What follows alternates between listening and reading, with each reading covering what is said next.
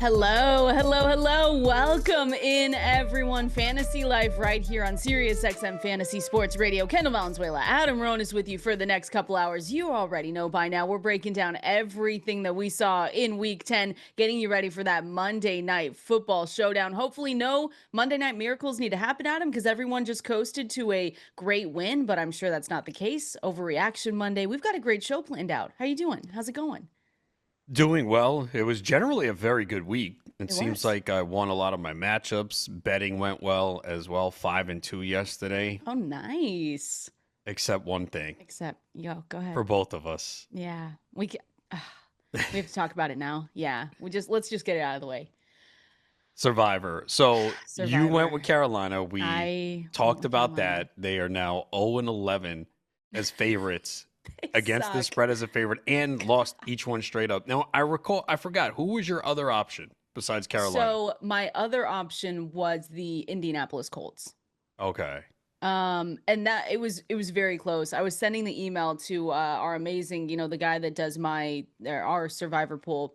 And I wrote in the email at him. This is when I knew I should have turned it around, is when I wrote in the email, I'm sure this won't come back to bite me. Give me the Panthers. In that sheer moment, Adam, I should have said, you know what? This is probably a bad idea if I'm already feeling this way. And I still went with it. And I took the Panthers. And what did they do?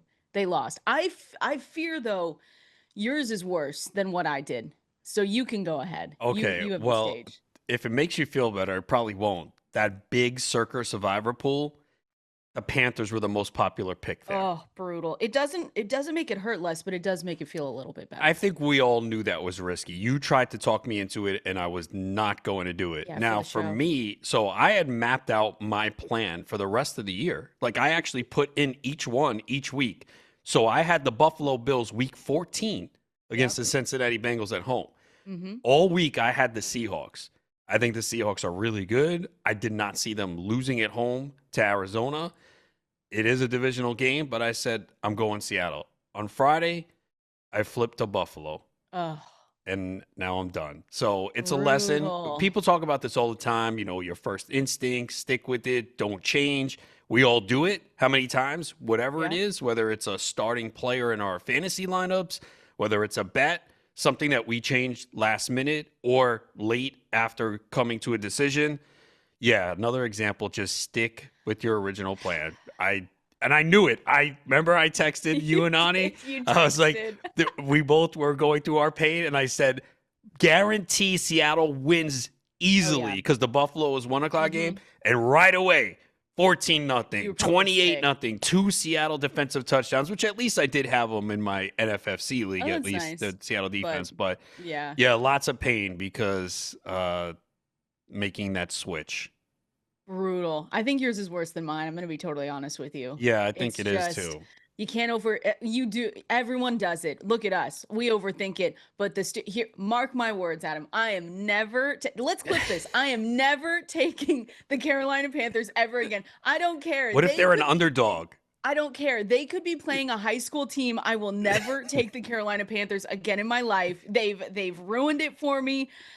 And I looked back at the email at him and I said, if I was already typing, this might come back to bite me. What am I doing? What am I doing with my life?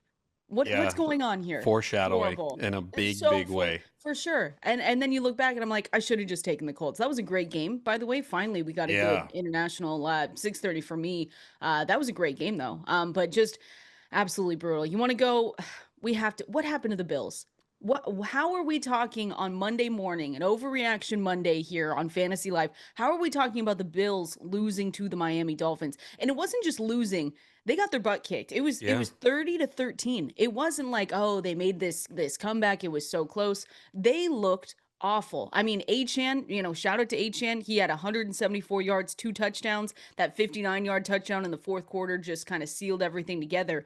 The Dolphins, though, were entering this game. They lost four of their last five games. They're now 3-7 on the season. And Buffalo, they had a two-game winning streak that they were coming in with, and they dropped to still good 6-3. But this just goes to me, Adam. This just solidifies the fact that there is no elite team right now, or that has shown maybe the Seahawks, maybe we're going to get to them, but there is no amazing, incredible team right now in the NFL. Because how did Buffalo do this? It was shocking.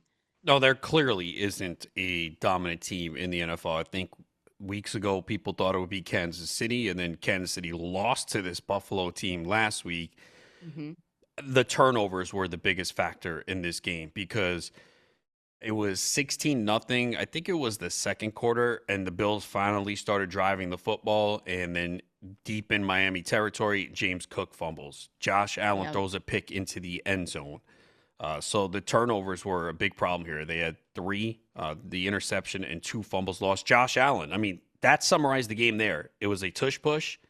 Allen picks up a lot of yards on it. Hmm. He's fighting for extra yards. He gets stripped, loses the ball, and that was it. So, and then of course, Miami doing what they do offensively.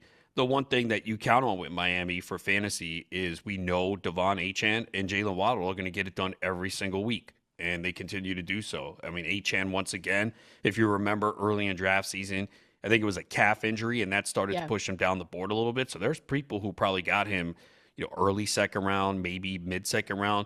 And obviously, that was a bargain. 28 touches in this game, over 220 yards, two touchdowns. And Waddle, as we've seen, whenever Tyreek Hill has been off the field, Waddle is essentially a wide receiver one.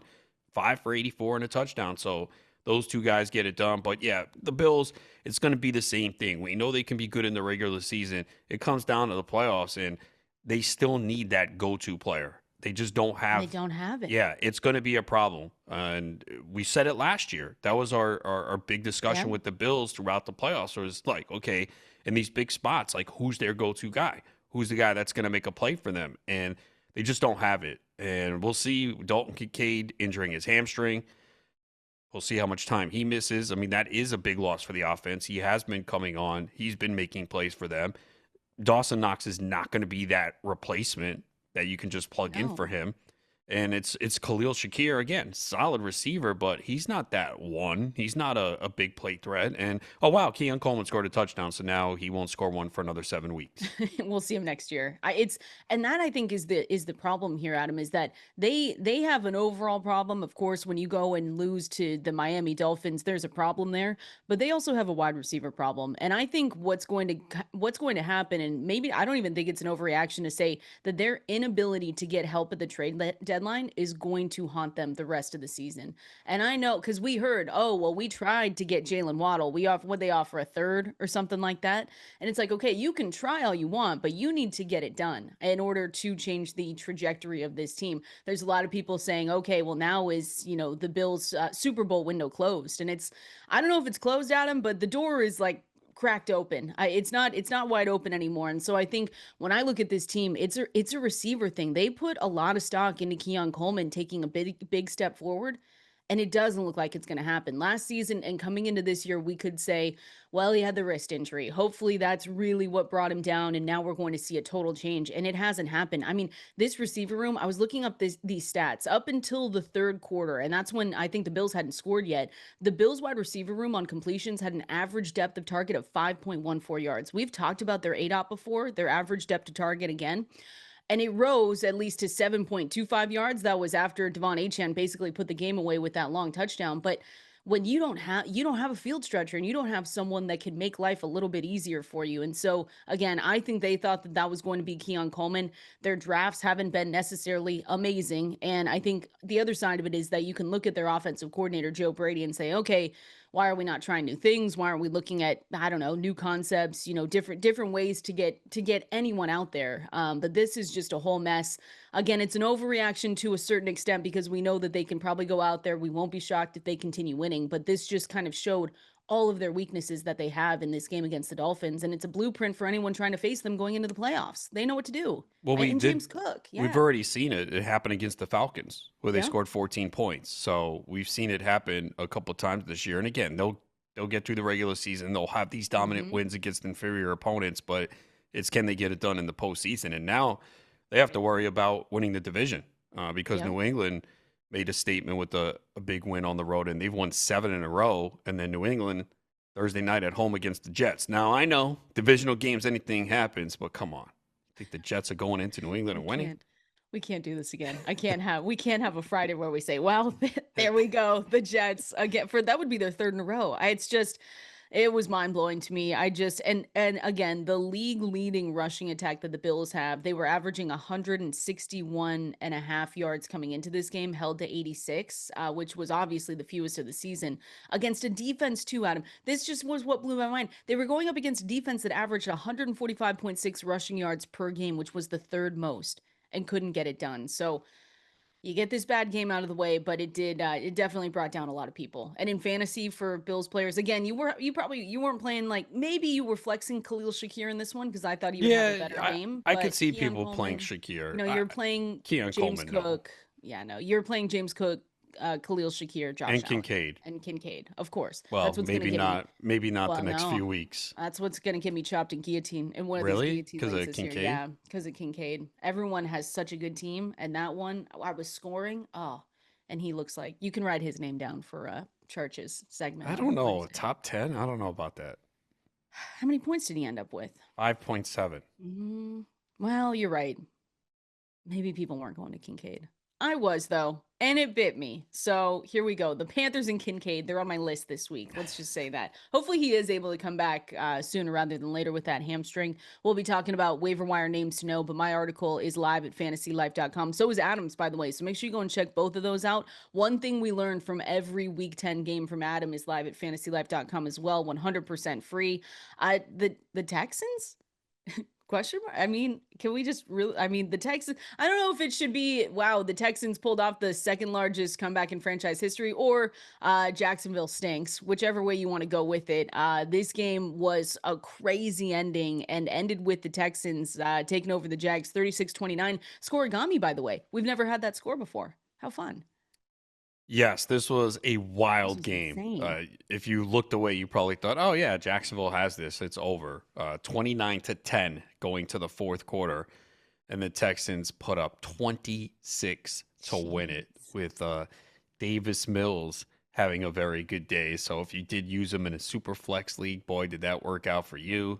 292, two passing touchdowns in. We did see Woody Marks Yeah. essentially take over this backfield. I know a lot of people might be like, oh, they were playing from behind, but Marks was the starter in this game, and he played a large percentage of the snaps. He played 60 snaps. Nick Chubb only 10. I know Nick Chubb was on the injury report with a leg injury, but he practiced in full on Friday, limited Yeah. Thursday. So I don't know. We saw this once before earlier this year, and we were like, all right, we can start Marks, and then it didn't happen. But I would feel better about that going forward. He also had a rushing touchdown, which was a good sign. Mhm. Only caught two passes for 18 yards. You thought that would be better in this situation where they're playing from behind. But yeah, just a massive win. And that is a horrific loss for Jacksonville, which to me is, I didn't think they would get in, but I think this is going to cost them a shot at the playoffs. Oh, for sure. This was horrible. I actually couldn't believe when they were showing it through Red Zone what was happening because I said, there's no way they can blow this kind of lead, right? There's no way they can blow this with 29 points. But they found a way to do it again. Texans won this one 36-29. And to your point about Woody Marks, it was, I mean, he not only played, so he had 80.8% of the early down snaps, but then he played 70% on third downs as well, which is big. So to me, when I look at it, so ran 14 times for 63 yards and a touchdown. Then you caught the two passes for 18 yards. And Marks right now, looking at early rankings, Ian Hartitz is going to have his rankings out here soon, but they're playing against the Tennessee Titans next week. So I don't even Yeah. think it's a question. If you have Woody Marks now, it feels a lot better than if we wouldn't have seen this change a little bit that you're going to be playing him against Tennessee. I think Chubb should remain on some fantasy rosters if you're in those deeper formats. Again, if it's 10 team, 12 team, then maybe not. You might have better, but I think he still should remain because their schedule the rest of the way actually for running backs is not awful. But Woody Marks against Tennessee next week is someone that's probably going to be inside, not even flex worthy. He's going to be an RB2, RB3 probably. Oh, the last time we said that about a running back against Well, Tennessee was Kamani Vidal last week. perfect. And look And what that didn't happened. work out. But yeah, no, I agree. I think you're feeling better about the situation with Woody Marks, and going forward, I feel more comfortable starting him. I have him in a few leagues. I think I did bench him in one. I think I started him in Mm. another. So it all comes down to what your other options are. But this was definitely a good sign for him going forward. Would you see anything from Jacksonville here when we're talking about Parker Washington? Anyone else? Yeah, look, they didn't have the ball as much. They also Yeah, because they had a punt return too by Parker Washington for a touchdown, so he had two that's awesome. touchdowns. Yeah, there wasn't much here. I mean, Jacoby Myers didn't play a full complement of snaps, 3 for 41. That led them Hmm. receiving yards. I know ETN's numbers don't look good, but he ran well, I thought, at the times that I was watching him. He ran hard, and he Yeah. did finally get a touchdown, which was good to see because he's been getting stopped at the 1 yard line consistently. And I think it was last week, Tootin had a touchdown, but Tootin only 4 carries, 5 yards. But yeah, this team is just. I mean, Trevor Lawrence. I mean, 5 sacks he took, threw a Bad. pick. Yeah, it's Just just. bad. We don't have to, at least we don't have to have the off season conversations anymore, Adam, where we say, oh, Oh well, yeah, Trevor. no, It's no, he's buried with the and bottom a QB2s. really bad bust as well. Like, just it's just bad all around. I don't think there's any changing that, even in the off season. So yeah, if you had Washington, you were good. That was a waiver wire pickup we mentioned last week here. We'll see if CJ Stroud is able to come back this week. We'll have to watch the practice reports there. But I mean, Davis Mills with that start, it wasn't as bad as I thought it was going to be. And I'll just say this: Bashal Tutin did play a career high 42.1% of the offensive snaps in just those normal early down situations. Didn't have much to his name for it, but he's going to be someone on waivers as well that you can maybe go and pick up stash going through the rest of the season here. I can't believe we're going into week 11. That's just the crazier part to me. We're 4 weeks away from the playoffs. Yeah, it is crunch time. Ooh, it's crunch time. We're gonna, yeah, keep going, folks. We've got this. We're gonna give you everything you need to know. We're gonna go through everything more that we saw in week 10. I want to talk about the Seattle Seahawks. Got my hat on today, Adam. You've got your hat on. I've got my hat on for the Seahawks. How many teams are better than the Seahawks right now? And of course, an 20. overreaction Monday. What? 20. Get out of here. Oh. Are you talking about the Mets? Oh wow. Okay. Look at Oh, look that. at that. That All was quick. right. I'm quick today. I know. Yeah, I I'm see on it. top of Okay. it. All right. We're going to go through your questions as well at Valenzuela17 at Adam Ronis over there on X. Overreaction Monday. We're heading over there next. Jonathan Taylor. Take us home, Adam. Take us to a championship. That's basically what he's doing right now. Kendall Valenzuela, Adam Ronis with you right here. Fantasy Life on Sirius XM Fantasy Sports Radio and Overreaction Monday. Here's my overreaction, Adam. I am so sick of facing Jonathan Taylor every single week. One, it reminds me how little Jonathan Taylor I have this season. And two, I'm just jealous. And I'll be totally honest about it. I am jealous and I hate facing him. I feel like I face him every single week. And he's taking you to the promised land, to be totally honest with you. He is a fantasy football MVP. We can talk about the MVP race as a whole. 49.6 fantasy points, Adam. I don't know how he can keep getting away with this, but he's just doing it. And it came in overtime. That was a great game that we said, but he's breaking records. He's probably going to continue to just break records all season long. And it's just fun to watch. Again, I'm jealous. I feel like I face him every week, but hats off to Jonathan Taylor. I only have him on one team, but it is clearly my best team. Not just Yep. because of him. The rest of the team is very good too. But when you have him, it just makes up for a lot of errors, weaknesses. He can overcome it with one game. And yeah, I wrote in that article, is there anything more demoralizing than looking at your opponent and seeing Jonathan Taylor in the lineup? Nope. Because Sure is. it's brutal. It's like you're already defeated. There are some people like, oh, I don't look at my opponent. I don't look at live scoring. That's not me. I want to see. I want to peek. I don't look at it as much. I've gotten better, but I do want to see who I'm going against. So this way I'm aware of what's going on. And yeah, you see Taylor on the other side. You're like, well, looks like I'm going to have a challenge to win this week. And Taylor is coming off one of his worst games of the season, too, against Yep. Pittsburgh and bounced back in a big way. It is the fifth time this year that he has scored 3 touchdowns in a game. That ties him with Chuck Foreman, 1975, Marshall Faulk, 2000, for the second most games that you just said in a single season. And then he's only behind LaDainian Tomlinson's sixth. That was in 2006. I mean, when you're in the conversation with names like that, you just kind of know the performance that you're getting from him. And it's fun to watch. Again, I am dramatic on a Monday because facing him, it's not fun to watch, but he has, I mean, overall, he's the overall scoring lead with 273.9 fantasy points this season so far.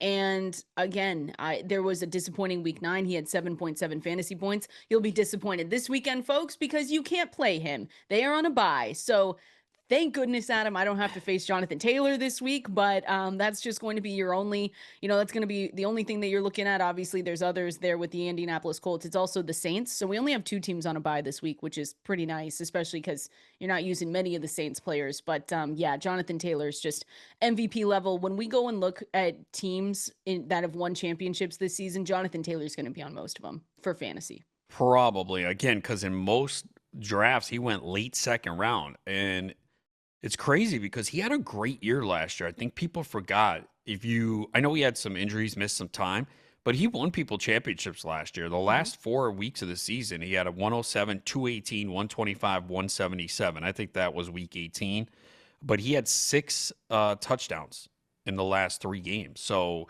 we saw it last year. I just think that I think the reason why he went is there was, people liked other backs better, and also no one thought the Colts offense would be this good, right? Yeah. I mean, they're a top 5 offense so far this year. Before the year, you wouldn't have put them that high. And we also said that the quarterback situation for a while was muddled, and I don't think people would have loved him as much with Anthony Richardson. But Taylor's been a good back his entire career. Injuries are the thing that have limited him, but he showed it last year. I think he had a much better season than people thought. He had over 1,300 rushing yards last year and Yeah. 11 touchdowns, missing time. And now with that performance, he's back in the MVP conversation. Hey, there we go. He is number 4 on DraftKings at plus 650. Drake May is now the favorite. I figured so. Drake May, Matthew Stafford, Stafford, Mahomes. yeah, because of course. But that's where's Sam Darnold?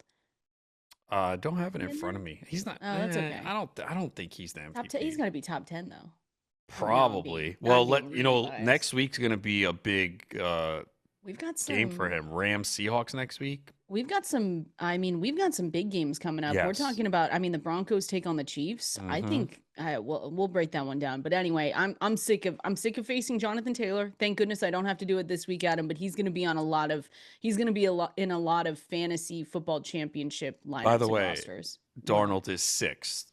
sixth. Yeah, Okay, that's not Josh bad. Allen is 5th. Like, come on, he ain't getting it. Did they see that game? Well, you know They what see it is. If they put him too low, he becomes a liability for the books, or people That's all fair. flock to him and put money on him, and they just don't want to put themselves in that spot.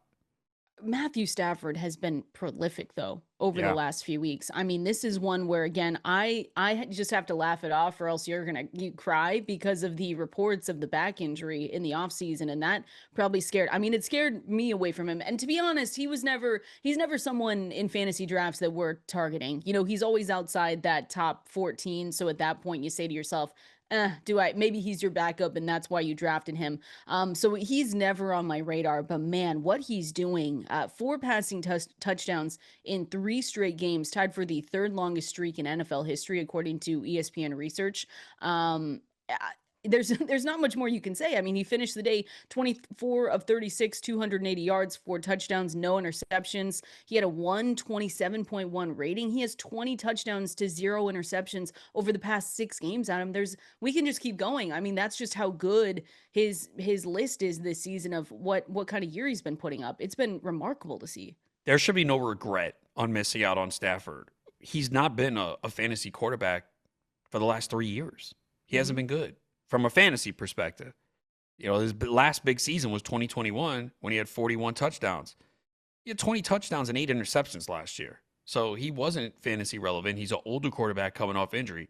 People who got him likely were those with Joe Burrow or something where you picked them up, you had Mhm. quarterback issues early in the season, and you got fortunate.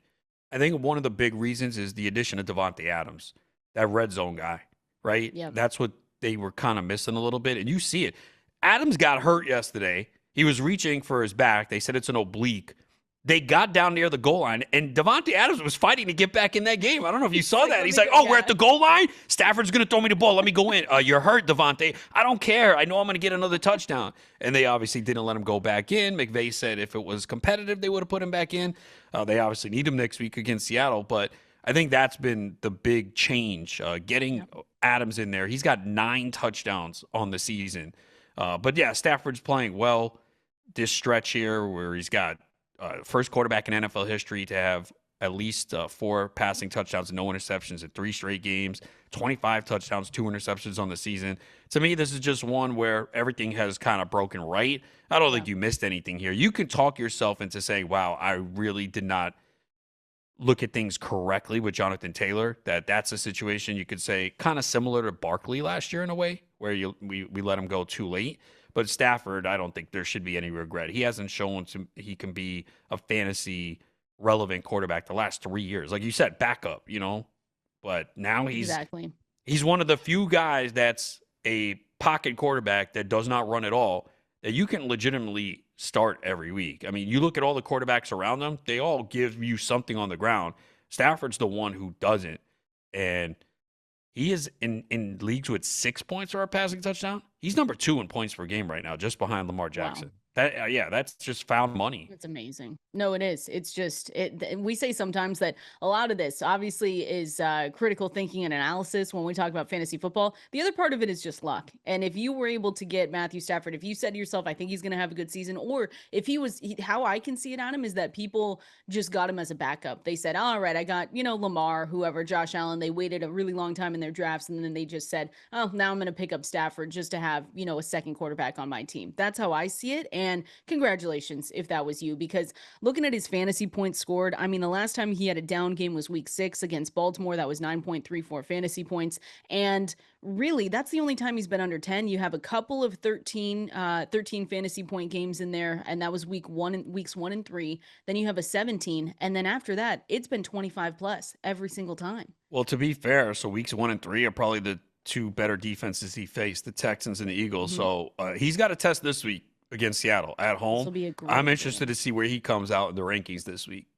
Maybe I should try to go to that game. Man, that'll be fun. What time is that at? It's got to be a probably late window. Has to be. Yeah, but it's not the game of the week. No, it's at 105. Oh, your Cowboys again. Perfect. On Monday night, right? Monday night. I know. Yeah.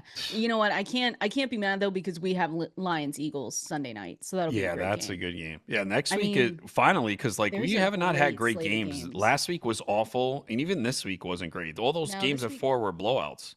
Yeah, we've got, I mean, just to give a preview, because you kind of just said it with the Seahawks Rams you got going on. I think the Chiefs Broncos game is going to be amazing. Obviously, Lions Eagles. You want me to put your Cowboys No, in there don't. just for fun? Not All from right. what against Vegas. That game means nothing. All it is fantasy. That's all I it just is. wanted to give your guys a shout out. Bears Vikings is a big Bears game. Vikings Bucks is Bills is a pretty big game. Imagine the Bills lose another game, and for the Bucks too. I mean, the Bucks lose that Bucks game, they're look 6 really and good. 4. Mm-hmm. Yeah, no, Chargers, we got. Jaguars. Yeah, oh, that's a great It's one. gonna be great. Who are But the no, Patriots playing? the Patriots are Thursday against the Jets. Oh, there it is. Thursday against the Jets. You're right. They're favored by 11.5. Yeah, there we go. Don't. Maybe I'm Fields just will get so. 60 passing yards in that game. Oh my gosh, what are we doing with Justin Fields? What? Wait. Okay. How many teams are better than the Seahawks right now? If we say, okay, there's not really dominant teams. I mean, what we saw yesterday, even as a Seahawks fan, I had to just kind of say, wow, is this really happening? And yes, it was against the Arizona Cardinals. So that team isn't something to just say, wow, we beat them and we're going to go throw a parade. But DeMarcus Lawrence, if you had him, scored more touchdowns than JSN in And Kenneth Seattle. Walker. It was nuts. And Kenneth, what are we? I know. Don't do this. 44-22 win for the Seattle Seahawks. They look nice. 7-2 after this game. They won by 22 points, even though they had 3 turnovers in this game. What do you Yeah, think? because the game was over over early. I think for Darnold sure, had by 8. halftime. Darnold had 8 pass attempts in the first quarter. He had 4 the rest of the game. So you can't Yeah. really look at any of that stuff with Seattle. How many teams are better? I think you can make a case maybe 3 or 4. Yeah. They're that's what right I'd up say there too. though. They're definitely legit. I mean, in the NFC, I think it's between them, the Rams, and Philly. I'd say are the Yeah. top 3 in the NFC. Big game this week, like you said. Sam Darnold, if we're talking from a fantasy perspective, you're obviously disappointed. 4.92 fantasy points. I'm sure I am sure a lot of people started him. There I might mean, have been, yeah. He was beginning to be a not necessarily in streamer conversation. I had him ranked as a top 12 quarterback this week, I believe. I can go back and check, but a little disappointed there. But like you said, they didn't need to do much. They were just blowing this game out from the very beginning. But 4.92 fantasy points, I'm sure a lot of people, I don't know, I'm sure a lot of people might have gotten chopped.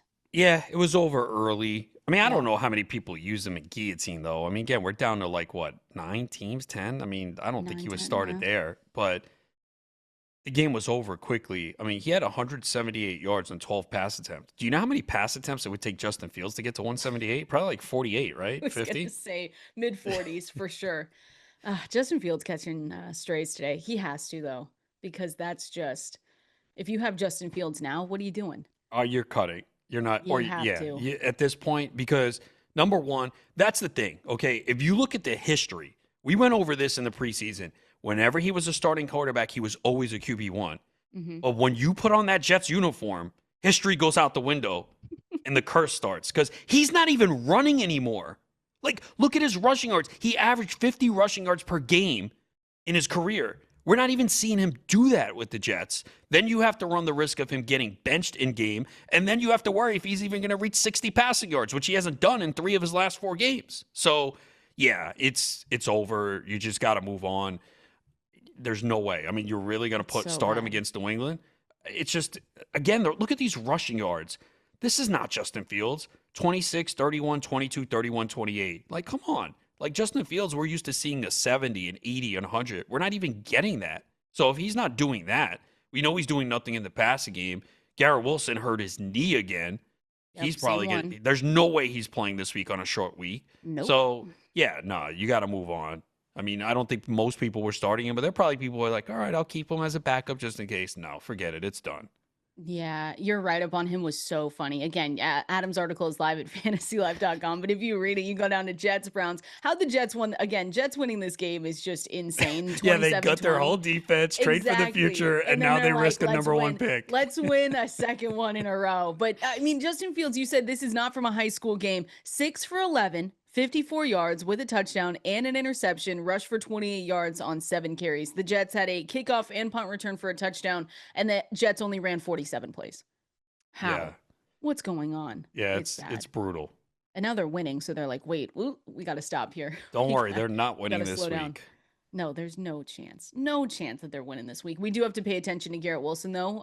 Again, waiver wire article is live. I'm going to update it here after the show as well. But he went down with that knee injury, same knee. So obviously, it's probably going to be unlikely that we see him play on that Thursday night game. We're going to continue on, though. Got winners and losers from week 10. No, we're not talking about Jonathan Taylor anymore. We're talking about other guys that definitely might have won you your week. We're going to go through it coming up next. Oh, great song there. We're going through winners and losers from week 10. Appreciate everyone hanging out with us here. Kendall Valenzuela, Adam Ronis with you. If you've got questions, if you need a Monday night miracle, or if you just want to show us your really cool, badass team, send them in at KValenzuela17, at Adam Ronis over there on X. I think I'm good and like I'm either going to lose this week, Adam, or I'm winning. There's no in between here for this Monday night game, but I'm sure there's a decent amount of fantasy players that could be going tonight that people really need to come through for them. For the Eagles and the Packers, we're going to be breaking that game down here in a little bit. But again, send it in, all your questions at KValenzuela17, at Adam Ronis, and we'll open up the phone lines here in a little bit. So week 10 winners, I know we already broke down this game for your Miami Dolphins going up against the Buffalo Bills, but Achane, shout out to Achane if you had him though, Adam. I mean, he got you 40.5 fantasy points, not only a career high, it wasn't a career high because he had 51.3 in week 3. But this was a really nice, successful game for him. Again, you've had good outings from Achane before. I mean, you've gotten the 40, but you've had some lows, right? 16.6, you'll take 12, 16.6, but he's had overall a good year so far, but you're really happy with his 40 points. Oh, he's had a great year. I think Yeah, you're ecstatic if you drafted him. He hasn't had one game below 12 points in a yeah, it's PPR. been I mean, awesome. it's a high floor every week. In PPR formats, he is third at the running back position in points per game. Only Jonathan Taylor and Christian McCaffrey are ahead of him. So, yeah, HN has been a great pick. You're really happy if you took him. I mean, I don't think it's a surprise at all. Again, he had the calf No. injury scare. I can't remember what week that was, but that did move him down the board just a little bit. And we know that you're on the clock and you're like, well, it's a calf injury. We've seen this can go in the wrong way. This guy's healthy. All right, let me be safe here early in the draft. And I'm sure people look back and regret that because who knows who they Yep. took over him, but it probably wasn't as good a player as Achane. So Nope, it definitely wasn't. sometimes you take on that risk. Because I remember telling you, you were like, "Oh, I have the 12th pick in the GST. What am I gonna do?" And I said, "Take Achane and Puka," and you didn't take And either. what did I do? Not that. Let me tell you. I do have some really nice teams though, because remember, I got 10, 11, 12 a lot this year again. Yeah. And I ended up towards the back. I mean, even in that draft for GST, I was like, I can't take more, which now it looks really good. But I was like, I can't take more HN. I can't take more Puka. I should have just kept going, but it's fine. How times change. You got Puka because of that. So there Yeah, you it's go. doing me You're really welcome. well with my crappy running back room. Adam texted me yesterday and he said, I can't even get my backup running backs to stay healthy. Who did you play yesterday that got hurt? Bam Knight and Terrell Uh, Jennings. Brutal. Yeah, I didn't it's even over. know. When did Terrell Jennings go down? Do Early you in the remember? game, early I because missed he that. was getting touches early. And then you're like, no way. Are they going to do this again with TreVeyon Henderson? And then they had no And then look at what choice. And happened. then TreVeyon Henderson broke off 2 long touchdown runs. Welcome to the club, TreVeyon Henderson. Sorry I rage dropped you. But I've slept a lot better Did you since then. really? No, I just Oh, well, in one okay. I definitely did. One I did, it was a 10 team. Okay. But That that one I I felt can better about. understand that a little bit more, but Yeah, it not in was the 12 or the no, deeper not in a leagues. You just 12. can't. No, Like I 10 said, team for someone did in sure. my home league and I spent like Which is $423. crazy. In your leagues that are always Yeah, ultra that league is deep. competitive. I couldn't believe it. I Do was you think like, it was a "What?" mistake? Well, they should tell me. So cuz I think that it happened in had to my have been a fantasy mistake. basketball league this week, and I didn't notice. And so one of my leagues like, "Hey, did this guy do this on accident?" And I texted him, and he's like, "Yeah." And I switched it because Well, you that's don't. nice. Yeah. No, if you don't say anything, well, that was a star player like Henderson. Hmm. Okay, should he have been dropped? No, but you could see it. Like he wasn't doing anything. Yeah. It's not like he was going out there putting up 16 points per week. He wasn't doing anything. Yeah, no, that's why, but I was still surprised. In your leagues, it's super competitive. So to drop someone like that even just has a chance to see the field and see the workload, that's why I was surprised. So And then we're talking, I spent all that money and I didn't even use him for the first couple weeks. He was I on the mean, but you bench. got to use him this week, right? You Yes, thank started him. goodness. There we Yeah. And go. last week. You know what? I started him in GST this week and I was like, okay, this has to be the week that it feels a little bit better. But, and it did. It did. Another winner here, Jahmyr Gibbs, running back, obviously, for the Detroit Lions. So for the second time in the past 4 weeks, he has given you 35 plus fantasy points. This week, 38.2 in week 10. Second best single game effort. Really, I actually saw this of his 3-year NFL career. So he had 46 in week 18 in 2024. But this was nice to see for Jahmyr Gibbs. I did see, though, that they were splitting a bit more, the Detroit Lions, with Gibbs and Montgomery. But no matter what, you're starting both. Well, in some, you're starting both of those guys, but Jahmyr Gibbs had a really nice day. Yeah, to me, Montgomery comes down to the opponent. If they're facing a bad defense or a game where they're going to win big, like we predicted in this one, you can use him. And yeah, I'm not worried about it. I mean, Gibbs still had No. 18 touches. He's explosive. So yeah, it's been a wild ride though for Gibbs the last few weeks. He's had 7.5, 36.8, 5.5, and 38.2. Yeah.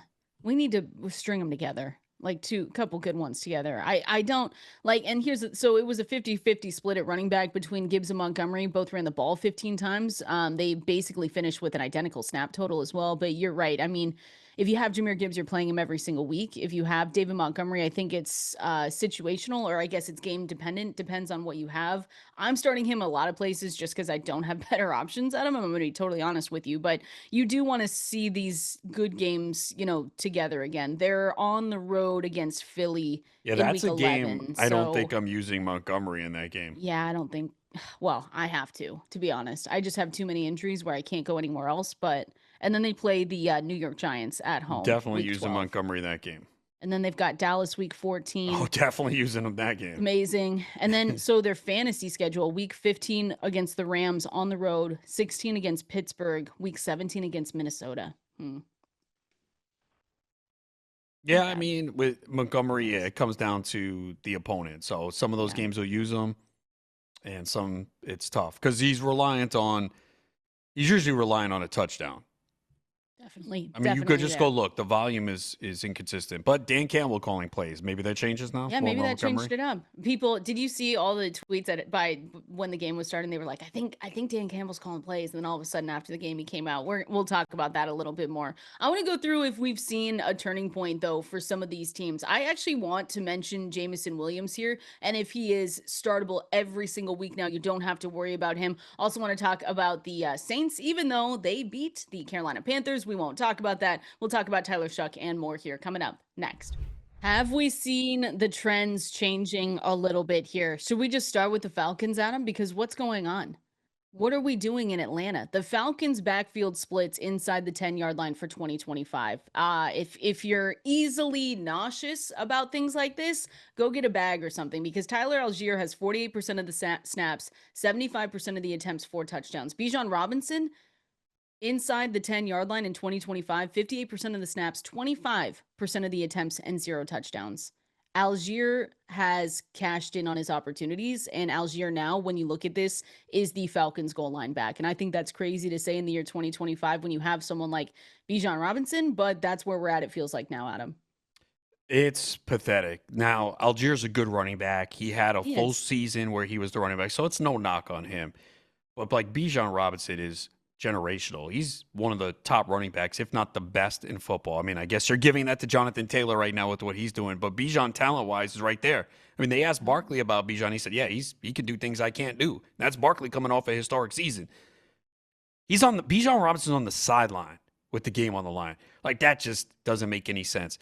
Now Robinson, people who have him are very frustrated after yesterday. And I think it's because when you look to the other side in the same game, you see Jonathan Taylor, 35 touches, 3 touchdowns, and you see Bijan Robinson on the sideline with the game on the line and a big drive for his team.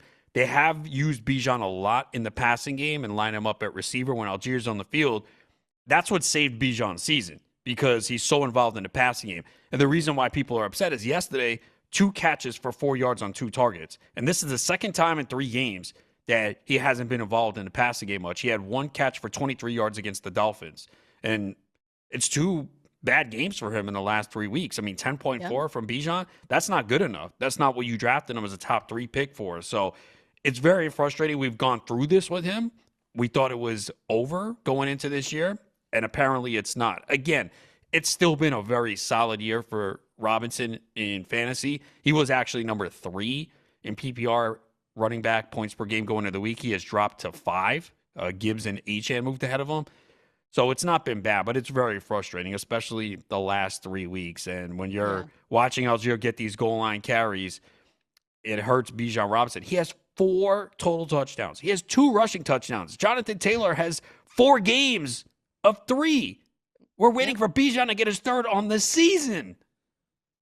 Yeah, it's I can't. The only thing I can do is shake my head. I mean, I think he's only had 34.2 points in total in the past 3 weeks combined. Yeah, the last 3 weeks have been Yeah, brutal. it's been bad. And the other part that you mentioned earlier, I think we might have been in a break, was that you might see it, but Bijan Robinson, the Falcons continue to use both of their running backs. So it's Tyler Algier, Bijan Robinson lined up in the backfield, but it's Bijan Robinson continuing to play more at wide receiver. So PFF had a great breakdown on this, but I saw this from them that Robinson is the only running back with a game in the past decade where he played 14 or more snaps out at wide receiver out of 2 back sets. That's just I see. I'm actually good with that because especially we play in PPR. I'd rather him get those, and you're not running between the tackles. You're not taking on as much wear and tear, but you got to increase the targets. yes. He had 2. Let's get more fantasy points then. He had 2 and then 3 against Miami. In the Miami game, they were down big. Like, what is going on? You've got to get him the football, okay?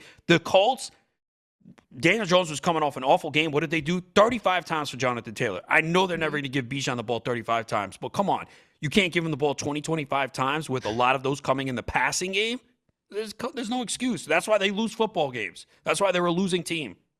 Tyler Algier, if you have him though, and you're seeing this now, a revelation because it's no longer a handcuff. You're playing him.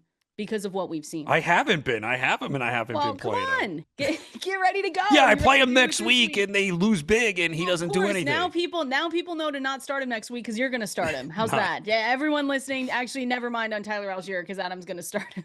We're going to the water cooler. News and notes you need to know. Taking your phone calls as well. Coming up here next.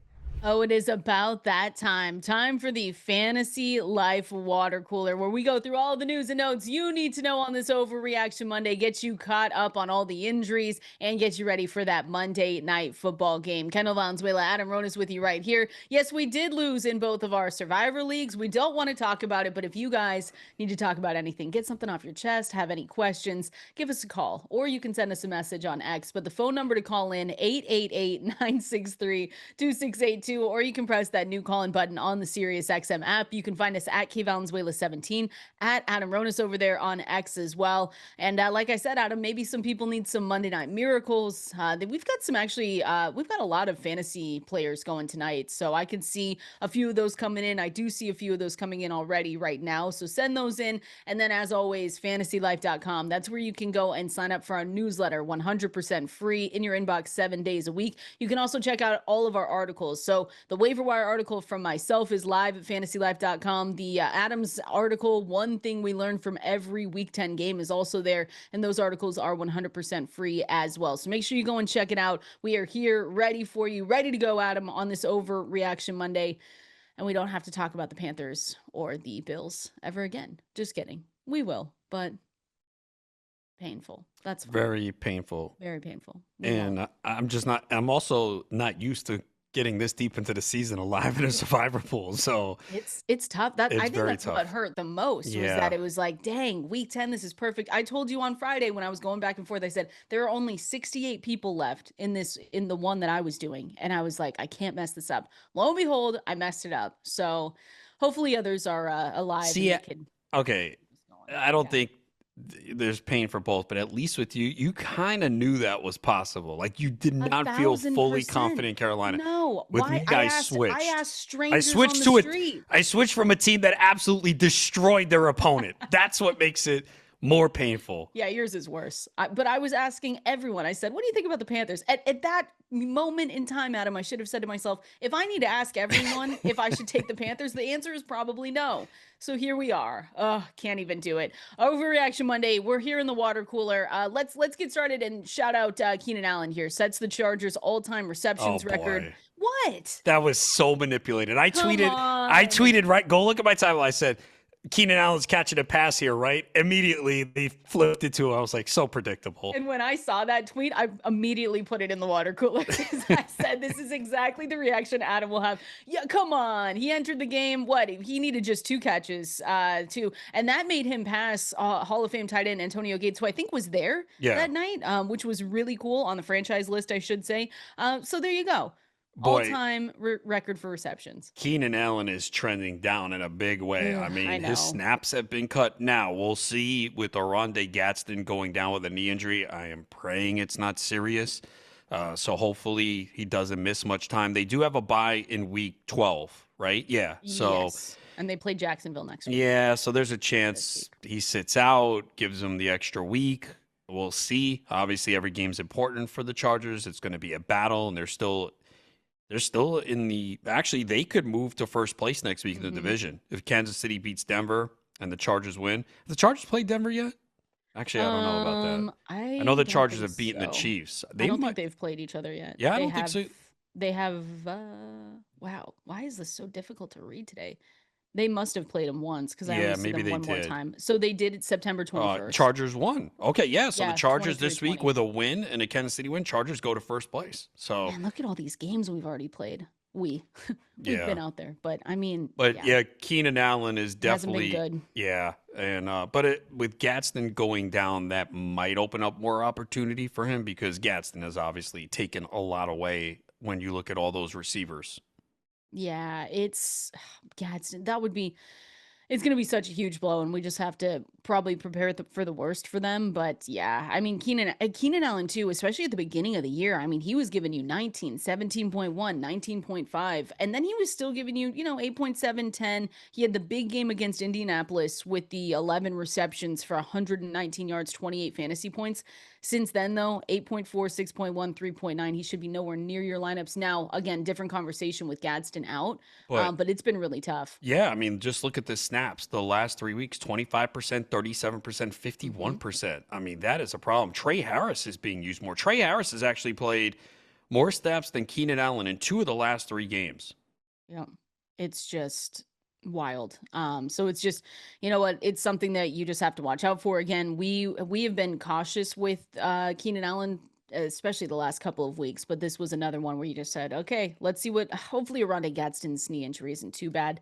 And then what did, so, oh, 20 of 33 for Justin Herbert last night, 220 yards, 1 touchdown, 14.7 fantasy Offensive points. line is still a It's problem. disappointing. Well, Five yeah, when you lose sacks. Joe Alt, it's Yeah, just, five it just, sacks. we kind of knew that that injury was going to lead to, you know, a little bit worse in play. But yeah, that offensive line, the sacks that Fields is taking, it's bad. And again, we kind of knew that because Joe Alt and the talent that he is was obviously a huge part and a huge key to this team. We saw when he came back after his first injury, what a difference he made. And so, yeah, now, I mean, 14.7 fantasy points, that's not going to get it done for you. That was disappointing.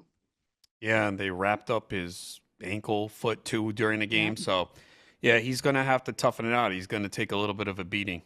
At least you got 17 from Vidal. So there you go. Yeah, I That thought was he good. I thought he ran well, and some of it late they knew he was running the football, so the yards per carry went down. But the only thing with him, it's been like every other week. Hmm. He was coming off a really down game and a great matchup against Tennessee. Better in this game. Now they play next week, and then they have a bye, and then they said that's the earliest O'Marion Hampton could come back. Yeah, week Is week 13. 13. So we'll see. I think they did show him in the boots off at least. It would be nice to get him back for sure. If you did pick up Vidal, it's money well spent. Remember that For week? It sure. was a debate with him and Hassan Haskins, and they went for some big money. And hopefully you got Vidal and not Haskins. Because what week was that? Week 5 against Uh, Washington, where he played the full who? game? Vidal. No, it couldn't No, have been week week 5. 5. Was it later than that? Uh, Well, it would have been week 6 then. He had 18 carries. okay, that was I think the Maybe first game against the Dolphins. That was against the Dolphins at the Miami. 12th. Mm-hmm. Yeah, I 22. think Yeah. You want to see him string it together, like string 2 good games together, though. Because, like you said, 22.8 against Miami, then 7.5, 19.7. Fantastic. 3, 17.8 last week. So let's get a good game against Jacksonville. They're on the road. I think well, we only have 2 teams on bye, but I think if you have them, you're probably starting them. Yeah, I would Right. I say so. know I know some people might like there are people who were hesitant to start him yesterday. I did start him in the one league I have him. Dan Campbell took over for the Lions play calling. He said, let's try something a little bit different. He said after the game that he did take over for their offensive coordinator, but, said that I think it's Morton, said that he was an integral part of the offensive decision making. But let me just ask you this here. So, with Dan Campbell taking over, we already talked about Jahmyr Gibbs. We already talked about David Montgomery. Jamison Williams, 23.9 fantasy points in this one. Have we seen a change with Jamison Williams? Like, I remember we had that quote a couple weeks ago where I think it was the offensive coordinator said, I've been doing a disservice to Jamison Williams. So do you think we've finally seen a turn? Because the past 2 weeks, he got 16.6 fantasy points. That's off 4 receptions, 66 yards. And then you have just yesterday, 6 receptions for 119 yards and a touchdown as well. 2 games with a touchdown after their bye week, 23.9 yesterday. Is Jamison Williams startable again? I think he's always been startable, but you're just worried about the low floor game, which we've seen numerous times. It was just a few Week weeks ago he had a 7. 0 Mm-hmm. against Tampa. They have made it more of a concentrated effort to get him the football. He scored a touchdown in 3 of the last 4 games. I think if you have Williams, you just got to play him. Now, unless you're in a 10-team league and you're loaded at receiver, okay. But in a typical 12-team league, if you have him, you're probably going to just have to play him and understand that there could be that one catch for 9 yards. Yeah. But if you try and pick and choose the spots, you're going to miss out on a game like yesterday where he had 6 for 119 and a touchdown. So I think you just have to start him every week at this point and know there will be that 2 for 40 game because, again, when you have Gibbs, Montgomery, St. Brown, Laporta, they're just not all going to produce every single week. It's impossible. Yeah, the Lions will have weeks like yesterday where they put up 44, but I don't think we see that coming next week against the Eagles, right? I don't think we're going to pencil them in for Mm, 44. It's going to be a no. tougher spot. So I just think you have to. I have them, I think, in one or two leagues. I did start them. Okay. And I Well, think you you just have to do it. I mean, in this game, pretty much everyone came through. I mean, Laporta for a tight yeah. end, 5 for 53. You'll take that. I know Montgomery didn't score a touchdown, but 7.1, Yeah, he 8.1 was in still PPR. good. It's not awful. And St. Brown didn't get a lot of receiving yards, but he found the end zone. So yeah, overall, fine. But they And did say, didn't they say Isaac Tesla would be more involved? That was a lie. We knew okay. that was a lie, though. Well, I've I been saying mean, that all year. Like, come on. When people were drafting him, he was moving up draft boards. I I'm like, wait a know. second. You were How? so mad. Because again, it doesn't make sense. There's always these guys in the preseason that get buzzed because of a play or two, and every time he was targeted, he would score a touchdown. But it's like, wait, we're trying to figure out Jameson, St. Brown, Laporta to get Mhm. we're gonna throw another guy in the mix and I have him rise know. up to draft board. Like, no, come on. Jameson Williams for me, first pass at least, because again, it's going to be a tougher matchup. Obviously, they're playing Philly this weekend in week 11, but he's mid-range wide receiver 3 in my first go ranking so far. So again, if you have him, you're more than likely starting him, but you just run that risk, like you said. Let me go through injuries really quick, and then I've got people on the phone lines. So again, if you want to call in 888-963-2682 or press that new call in button on the Sirius XM app, see some tweets coming in. So over on X at Valenzuela 17 at Adam Ronis over there. If you have questions for tonight, the week going forward, anything, if you took the Panthers, please let us know. That make me feel a little bit better. The last couple here. So Devontae Adams has the oblique injury, and Sean McVay, obviously they listed him as questionable to return. He didn't return. So after the game, they said it was an oblique. They said that we'll have to just figure it out as the week goes by. So he'll be someone that we have to watch for. Jackson Dart, wow, he's taken a lot of hits, but he went down with that concussion. I don't know if this is not a conversation where they're gonna. I don't know if he can change his style of play, but this might be one where you say you need to change your style of play in order to stay healthy because he was taking a lot of hits. So we'll have to watch him. And then Garrett Wilson, we said this earlier, re-injured the same knee that kept him out 2 games. So we'll have to, revisit that. There's more injuries you can see at fantasylife.com, my waiver wire article. But Jackson Dart will be a huge blow to people if he's not able to get through that concussion protocol this week.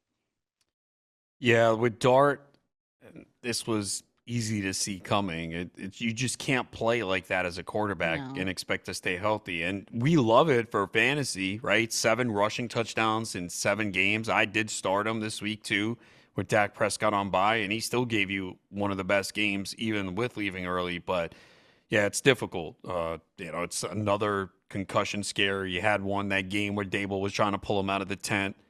Uh, and I think he might have had another one at some point too, or at Yeah. least checked upon. So, yeah, you hope that he doesn't miss next week, but it's certainly possible. I mean, we usually see when you get that concussion, you usually sit out at least 1 week. I think the one guy who didn't was Marvin Harrison Jr. off the top of my head this year. I don't know. Was there anyone else? Wasn't there someone this week that had a concussion that came back and was good to play? So meaning last week? No, this for yesterday. Oh, I that want to left the say game with a concussion, got checked and came back. yes. There was During the someone. week, during the week though. The week Oh, of practice is what I'm saying. I just can't oh, remember who it is off the top of my head right now. I can go back and look. okay. Like I think they went through the concussion protocol just fine. Is what I'm trying to say during the practice week. After having one on a After Sunday. having yeah. Okay. Marvin Yeah. Harrison was the only one that, off the top of my head, that I remember this year. Pretty much like Fields missed, CJ Stroud just missed. Yeah, CJ Stroud definitely just So, missed. yeah, we'll just have to wait and see. But yeah, Dart has obviously been phenomenal for fantasy. I mean, 2 more rushing touchdowns. And Giants play the Packers. They're home. Oh, maybe it was Cole Kmet. Did Cole Kmet play this week? Yeah. Yeah, he did. He went through that concussion protocol, but that was the only other person that I think I can remember this year. But and looking through his just fantasy points scored, oh my goodness. I mean, 26 yesterday, it's 27, 19, 28, 23. The last time he scored, less than that for all those games was 15.5. That was week 5 against New Orleans. And you'll still take 15.5 some days. He's just been good, but yeah, you gotta protect yourself a little bit there, especially when you're getting hit as much as he is. All right, let's go out to the phone lines now, though. Let's go out to Ken in New York. You guys, hey, you could get some lunch at him. I don't know. Ken in New York, what do you got for us? Hey, what's happening? Thanks for my call. Of course. Yes, I don't know if I need a miracle time as a foregone conclusion. My team named Victoria's Secret. My opponent's all done for Week 10. I still have Jalen Hurts and Romeo Dobbs to play. I need exactly minimum 15 points to win. How Oh, many? 15. He's Oh, got it. Say yeah. good things to Ken. This is a Hurts and lock. Dobbs? Yeah, Well, this now is a that you lock. said that, what you don't have to say that. I wouldn't go like, come on. But Hurts and I've got Hurts going tonight and Devontae Smith, but Romeo Dobbs for this Packers team has really had a good. That's probably the only receiver that you've been able to rely on consistently.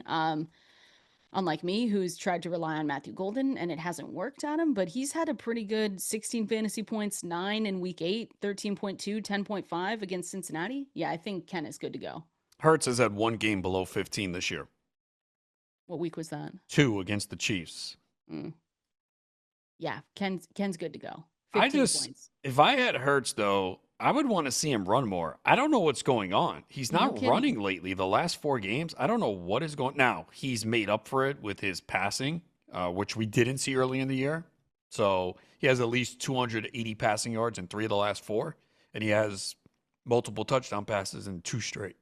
So yeah, he had 4 carries last week, or I should say week 8. 22 yards. And then the week before, 4 for -10, 7 for 13, 2 for 3.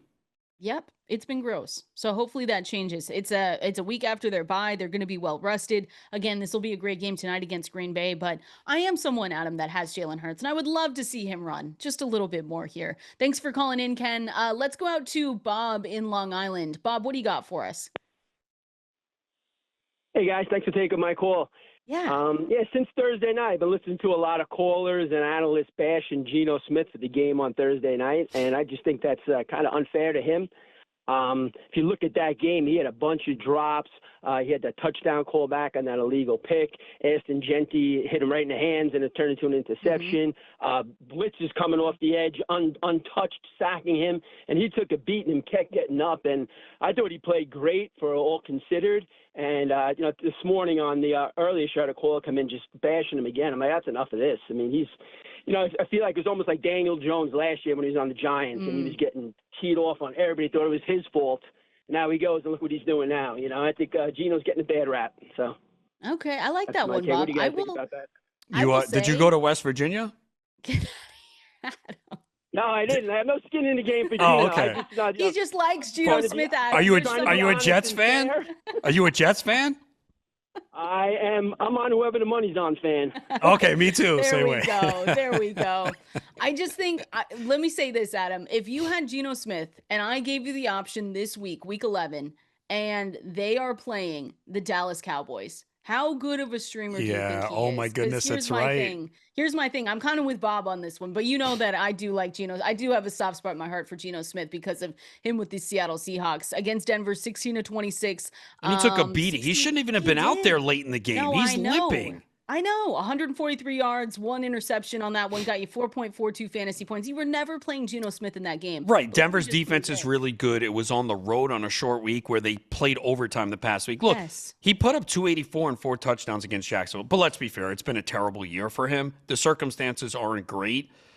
But yes, we have seen everybody carve up Dallas. Wow. I mean, there's only 2 teams on bye, and it's Tyler Shuck. No one's playing him. I mean, Daniel Jones is kind of an every week starter. I mean, I have Daniel Jones in one league, but my other quarterback's Drake May. So I haven't played Daniel Jones once. I play Drake May every week. Wow. What? I said, wow, must be nice for you. Can I have one league where I have a good option when I have a bag full of crap running backs in one league? Like, I deserve something nice to go through that pain. So you're saying most people wouldn't have to, because you're right, they're streaming options. Hopefully you don't have to, unless, Jackson Dart's going to be the big one to watch if he goes through the concussion protocol. If he's out, if you've been rolling with Dart, then looking at this, the other one I wrote up is I think Aaron Rodgers plays the Bengals this week. Oh yeah. And they had that shootout last time. Total's 50 and a half. Yeah, might. Steelers are at home in that one as well. But I like what Bob was saying. He doesn't need to have West Virginia ties. He called the right show. because Did look it you up. were gonna definitely give him the benefit Yeah, of the heck doubt. yeah, I was. Geno Smith, come on. Let Geno cook. Just kidding. He sucked last week. But that's fine. You weren't playing him against Denver. You might look to him though against Dallas, to be totally honest with you. And Aaron It's Rodgers against the Bengals. Those it's might be the two. certainly possible.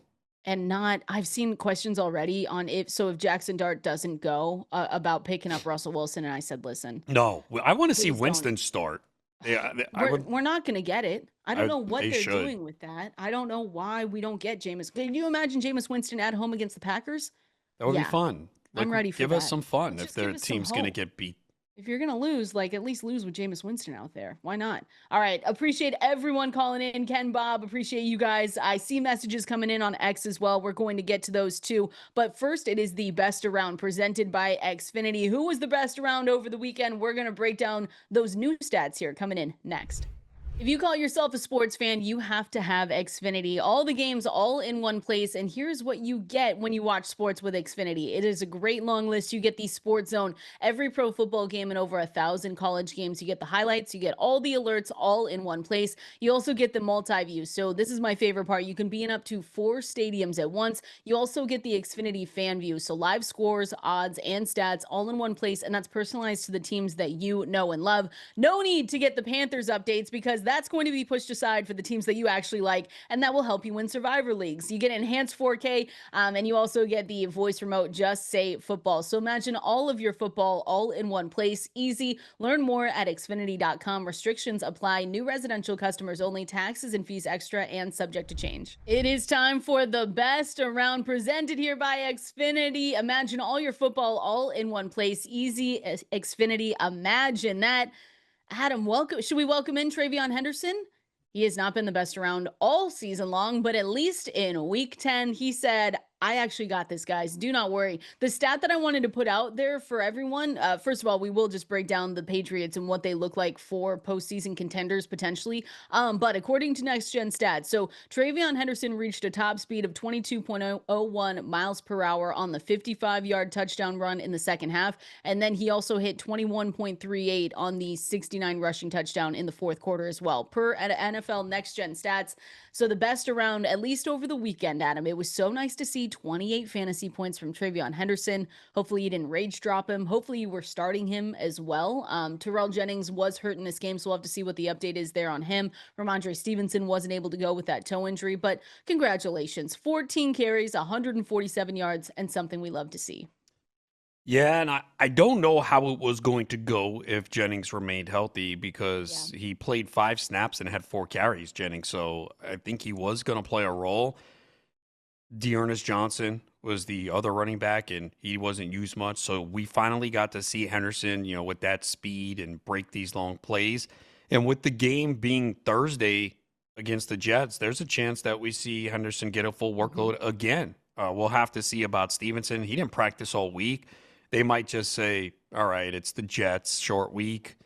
We'll be fine, which they will be. So we could have another full week of Henderson. And then the question becomes, if Henderson goes out there, has another good game, what is his role when Stevenson comes back? Like, do they use Stevenson mostly between the tackles and near the goal line? Does Henderson become more of a pass catching back? I was actually surprised he wasn't involved in the passing game much. That was I was on his receiving yards prop. And he only had 1 catch for 3 yards because Tampa is tough to run on. So I figured they would get it done in the passing game, which is why I also had Drake May's passing yards, and he went over that easily at 241.5 because you got to pass on Tampa. You really don't want to run on them. But yeah, I think we're still unsure what Henderson's role is going to be going forward. It's easy to say, well, they can't go away from him now. He's had 2 solid games, including one where he broke off 2 runs of at least 50 yards. He even looked at the sideline saying, hey, should I score on this play? So, like, he knows, hey, I got to be good with the coaching staff. I want to keep getting these touches and breaking these plays. So, look, Jets, Bengals, Giants in the next 3 weeks.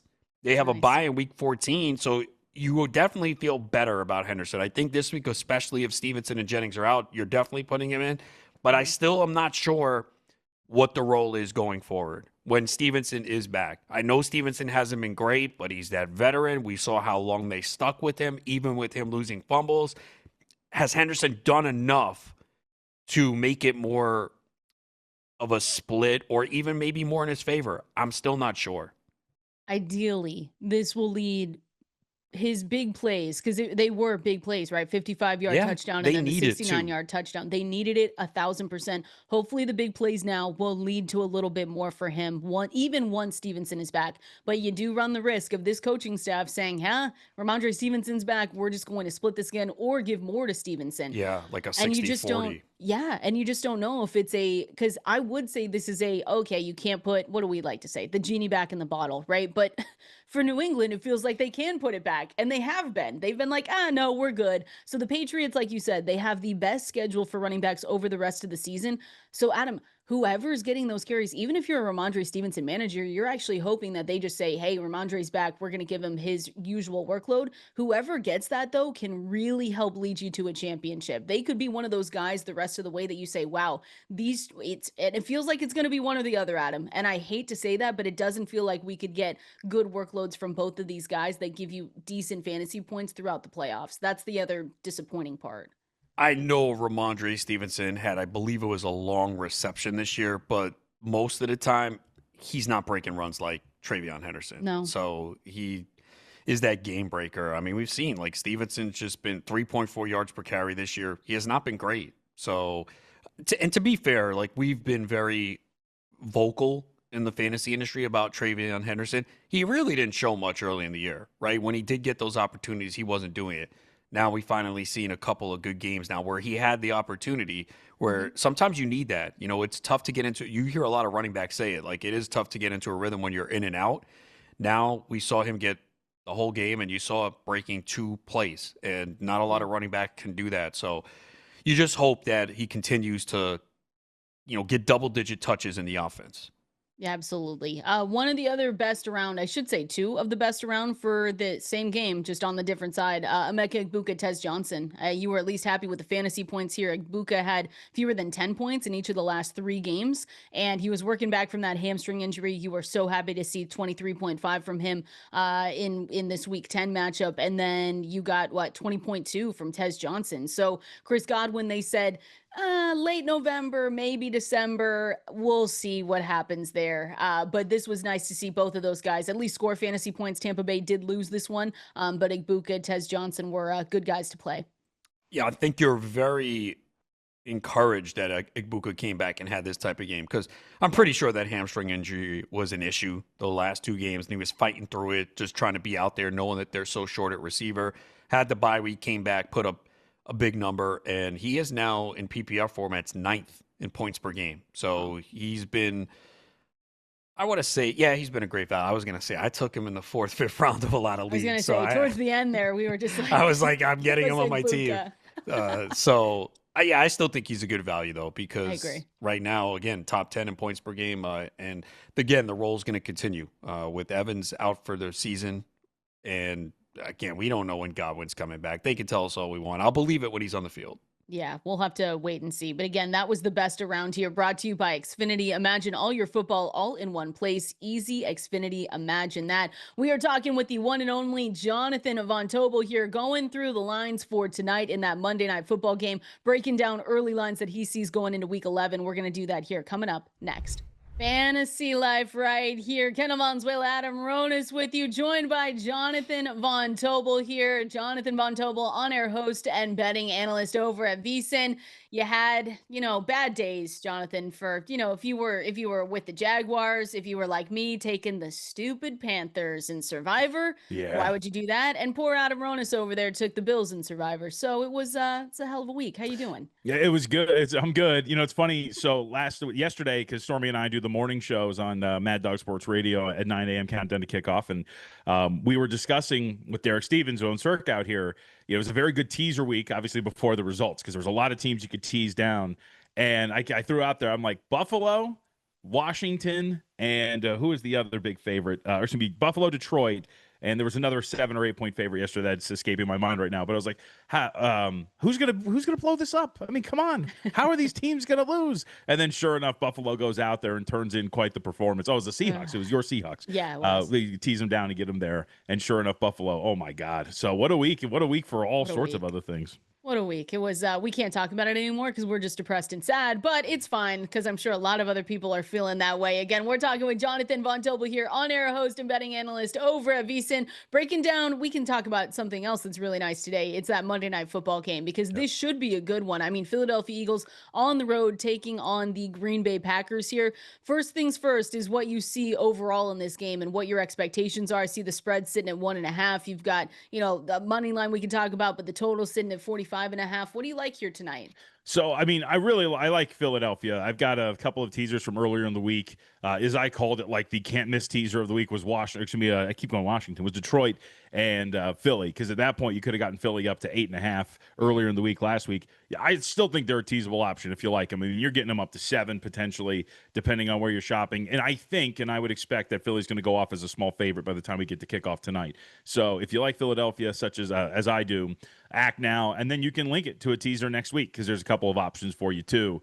But I like Philadelphia here. I mean, the injury report was pretty positive for them for the most part. I think that's what we were all really waiting for as the week progressed.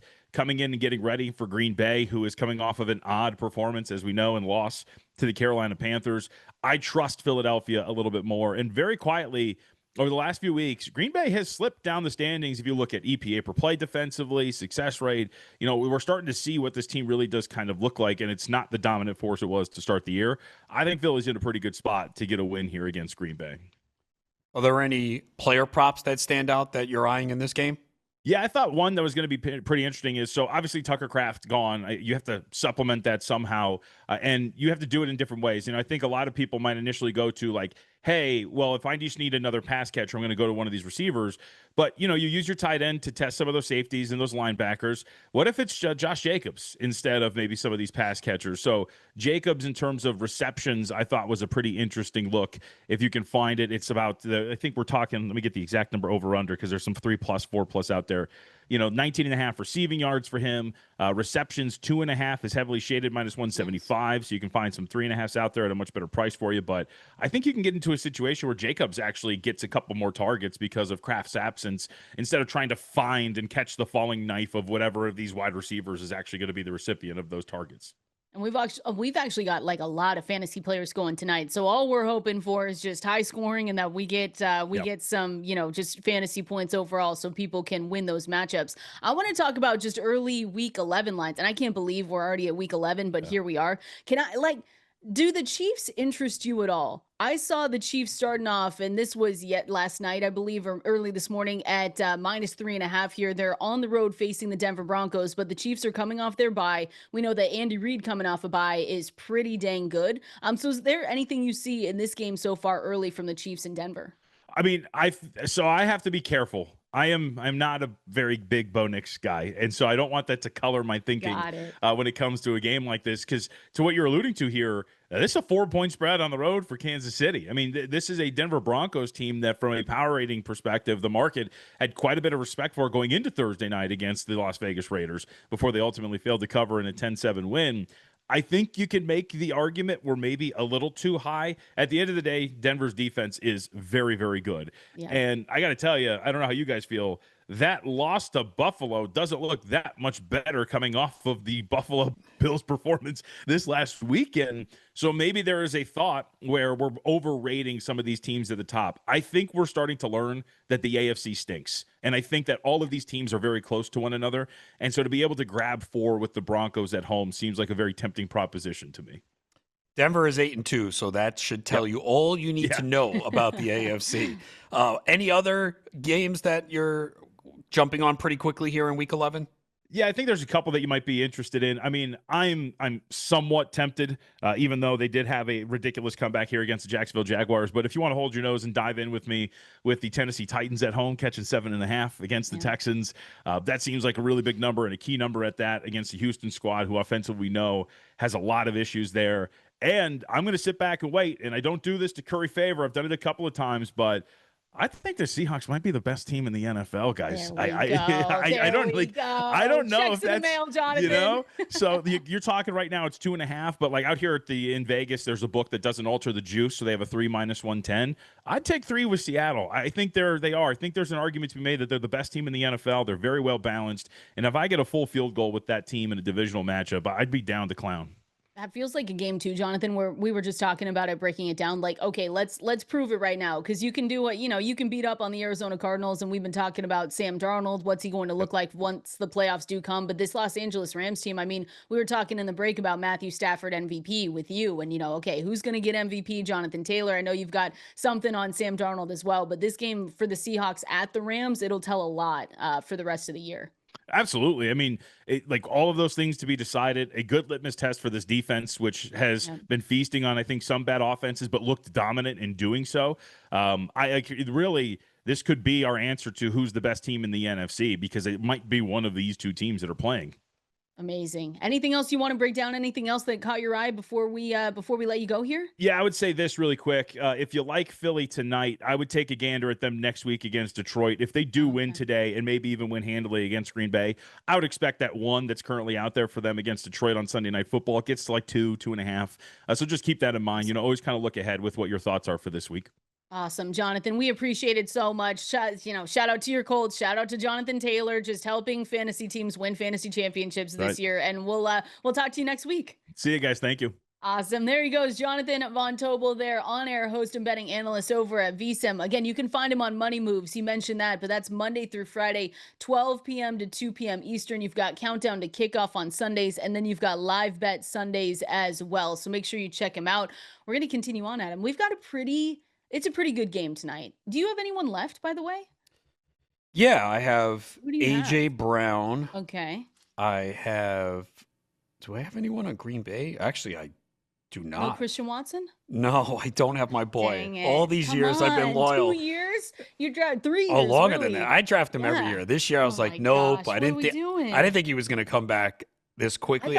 Listen, I thought it was going to be December. I didn't think he was going to play this many snaps and actually look pretty good. So, I don't know. I might be eyeing a prop for Watson tonight, though. Okay. Maybe we can talk about but that. Philly, I have AJ Brown. I have Saquon Barkley in the I've got fishbowl Hurts. when team Ooh, sucks. nice. Oh, your fishbowl team Yeah, sucks? it's not good. Mine isn't good either. Yeah. I went because my strategy for that. I wanted to try no quarterback. Yeah, don't do that. Newsflash. My don't do quarterbacks are that. actually good, and I'm still not good. Okay, well that makes me feel. What's your record? Like 6-12 or something like that. I'm Yeah. 7-11 there, and I should get the win tonight. But yeah, we've got hopefully a good game tonight. We're gonna break it down. I see some Monday Night Miracles, and we're gonna break those down as well at K Valenzuela 17 at Adam Ronis over there on X. So if you need a Monday Night Miracle, send it in. I want to see where we're at, and we're gonna break down this Monday night game here coming up next. Oh, you are listening to Fantasy Life right here on Sirius XM Fantasy Sports Radio. Appreciate everyone hanging out with us today, but we are not done yet. We're breaking down this Monday Night Football game, Adam, and it should be a good one, right? You got the Eagles taking on the Green Bay Packers and a lot of fantasy players still left to play. So I've seen a couple of people, write in with their Monday Night Miracles that they need. So before we get to those, let's break down what our expectations are. Can I give you, I want to be positive here. I'm going to give you the projected Xfinity best scores for let's start with the Eagles wide receivers, because I know a lot of people are still left to play with Devontae Smith. Our projection for him from the Xfinity best score, 20.1 fantasy points. For AJ Brown, you're looking at 19.9 fantasy points. And then for Jalen Hurts, you're looking at an Xfinity best score, potentially 26.1 projected. I like that. We'll take those all day. We need the high scores. Yeah, of course, it's always a little volatile with the Eagles receivers. It comes down to how much are they going to pass? Because, again, the one thing that's great about this Eagles offense for fantasy, it's condensed. The targets are going to Brown, Smith, and Goddard, and Barkley is the main back in the backfield. He's off the injury report, so that's a good sign. Hurts, obviously, has been productive pretty much every single week. It's been a variety of ways that he's gotten there. We have not seen him run much lately, but we've also seen the passing game really increase. That was the criticism early in the year. How the Eagles are going to win? Jalen Hurts won't throw the ball. Yeah. And then all of a sudden, over the last 4 games, we've seen him pass a lot more. So, yeah, I think, pretty much all those guys every week, they're must starts with Smith, Brown, and Hurts. Goddard has become There's been injuries at the tight end position, and he somehow is just scoring touchdowns almost Yeah, every he doesn't single care game. what you say about him. He's going to keep scoring. He's Look, like, I don't have him care on what. one team, so I hope he does it. He's got 7 touchdowns on 30 receptions. What's crazy, he's had one game below double digits this year, but you also see the downside when he doesn't score a touchdown. He has scored a touchdown in every game that he's played in except 2. One of them, he had 11.4. Yep. One, he had 4.8 when he had 3 for 18. And that was just 2 weeks ago. Or no, yeah. 3 weeks ago. Week 7. Yeah, against the Vikings. And then against the Giants, he only had 3 targets, caught all of them for 28 yards and 2 touchdowns. So Naturally. But that's the thing with the Eagles. You just know where the ball is going. They make life simple for fantasy. I mean, we're not going to get the elite numbers every single week, but we have a total of 46.5 here. And again, the Packers have just been very up and down. You just kind of don't know which Packers team you're going to get at this point. Yeah, the Packers, they have interesting Xfinity best scores, and you guys can find that at fantasylife.com. So for Jordan Love, the Xfinity best projection for tonight is 21 fantasy points, but I know a lot of people are looking at the wide receivers. So Romeo Doubs has a projected Xfinity best score of 20.3. Then it's Christian Watson at 15.2. Then it's Matthew Golden at 12.3. You've got Savion Williams down there, Malik Heath as well. And then for the running back position, Josh Jacobs, you've got a projection from Xfinity of 26 points. And then I think the big question is if Luke Musgrave is able to step up. And that's a question I have too, Adam. If you were in a league where you had to pick up Luke Musgrave, you were probably pretty desperate at that point. We have him projected Xfinity best score of 13 fantasy points tonight, and a median projection of 8.3. I just think we have to realize, and maybe he looks a lot better, but he's just not Tucker Kraft. And that's not, an overreaction or a hot take at all. Tucker Kraft was such a yak monster, and he was such a huge part of this team that I'm really curious to see tonight how this team starts to operate without him there, because we know Tucker Kraft is lost for the season, which is unfortunate. Who steps up, and what does Luke Musgrave look like as well? That's my biggest question. Yeah, and this is not the best matchup for him either. Yeah. Philadelphia is tough on the tight end position, so they've allowed the 3rd fewest fantasy points to the tight ends, and they faced some decent ones: Ferguson, Kelsey, Otten. I don't even know if we could put Hawkins in there anymore, but Hawkins did have 6 for 43. I'm surprised you against put them. Kelsey in there, to be honest with That's you. true. You usually don't. That is true. He is not the same Taylor Swift Rundo. Get out of here. It's so annoying. Oh my gosh. I've got Monday Night Miracles and what people need here to win tonight. So I saw one earlier before the show started from Felix. I need 21 points from Barkley tonight. Do I have a shot to win? 21 from Barkley to win. Ooh. Based on this season, that's going to be difficult to do. Yeah. Which is crazy that we're saying that about Saquon Barkley, to be totally honest with you. But that's last the Saquon Barkley that we last year we would have said, oh yeah, 80% chance that's going to happen, maybe even higher. So he hasn't gotten 20 points. Well, it was just last week 8, before the bye against the Giants. Against the Giants. That's the only time he's reached 20, which is insane. I mean, absolutely nuts. And that's what we're saying for him. So I would put, I don't know. What are you putting that at? 50-50? I would say 45%. All right. I've got Fanny Pack Mafia. Need a Monday Night Miracle with Chase and Rice on a bye. So he's got Jalen Hurts, Saquon Barkley for 37. What do you think there? 37 points total from Jalen Hurts, Saquon. I think that's a little bit better. Yeah, it is. You need this to be a high-scoring game. You're going to need Barkley to find the end zone, Hurts to throw 2 passing and a rushing. It can be done, though. I think there's a better chance there. Who are you taking tonight? I've got the Eagles. I think the Eagles win this one, but it's going to be fun. I never root for Philly, but I think they're going to win. There we go. How nice of you. You don't have to root for them, but you know that they're going to win. I love that. Appreciate everyone hanging out with us here today. Go to fantasylife.com to check out all of our articles. We'll be with you same time here tomorrow. Enjoy Monday Night Football.